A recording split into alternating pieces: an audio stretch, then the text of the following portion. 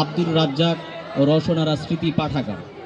এই পাম আব্দুর রাজ্জাক ও রওশনারা স্মৃতি পাঠাগার। এই আবু বকর সিদ্দিক আমাদের মাঝে ছিলেন না, তিনি আমাদের জোরে একটি করতালি চাচ্ছি, যার কারণ ছেলেরা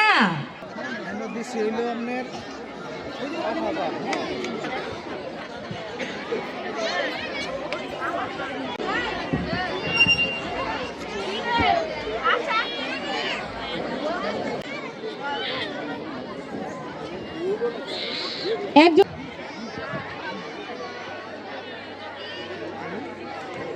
দিয়ে পুরস্কৃত করেছেন।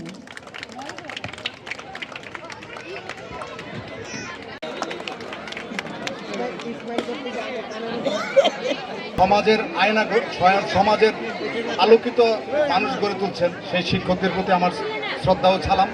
উপরে ওঠাটা কিন্তু ওইখান থেকেই শিখছি আমরা, একটা একটা করে সিঁড়ি।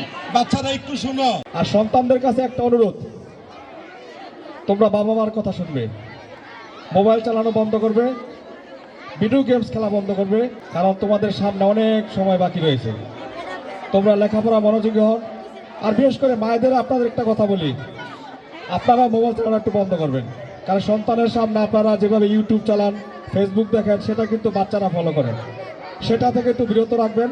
আর তারা যখন লেখাপড়া করেন, লেখাপড়ার সময় তাদেরকে সময় দিবেন, খেলাধুলার সময় তাদেরকে সময় দিবেন।